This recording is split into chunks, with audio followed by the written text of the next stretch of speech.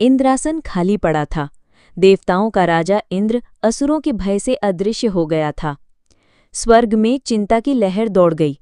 तब देवताओं ने नहुष को इंद्र पद का उत्तराधिकारी घोषित किया, एक पुण्यात्मा, शक्तिशाली और तेजस्वी राजा।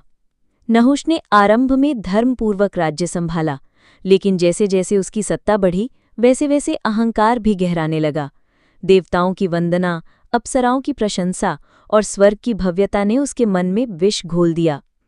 उसका घमंड इतना बढ़ा कि उसने ऋषियों से कहा, मेरी सवारी बनो। ब्रह्मर्षि वशिष्ठ, अंगिरा और भृगु तक नहुष के पालकी ढोने लगे, और जब भी कोई धीमा चलता नहुष उन्हें दंभी स्वर में फटकारता। फिर एक दिन अगस्त्य ऋषि को भी पालकी ढोने के लिए बाध्य किया गया। अगस्त्य जी वृद्ध थे, उनके कंधों की गति धीमी थी। क्रुद्ध नहुष ने अपनी शक्ति के मद में चूर होकर उन्हें अपने पैर से ठोकर मार दी। क्षण भर में आकाश अंधकारमय हो गया। अगस्त्य ऋषि की आंखों में आग थी। उन्होंने कहा, हे नहुष, तू देवताओं का राजा कहलाने योग्य नहीं। अहंकार ने तुझे अंधा कर दिया है।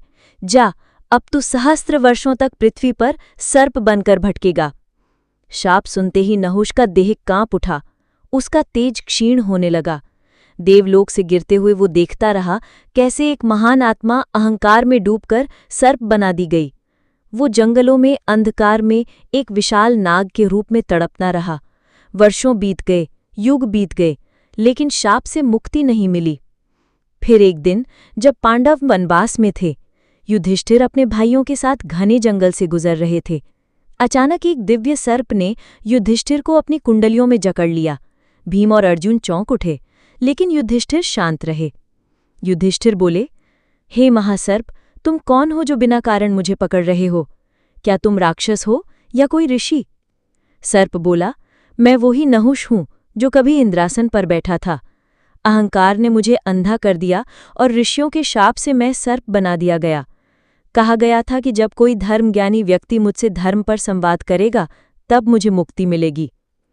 फिर आरंभ हुआ एक लंबा संवाद, धर्म, अहंकार, विनम्रता और मोक्ष पर। युधिष्ठिर की वाणी में करुणा थी और ज्ञान का प्रकाश।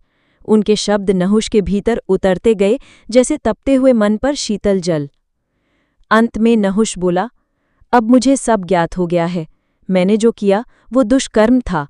आज तुम्हारे शब्दों ने मेरे अंतर को जगा दिया है।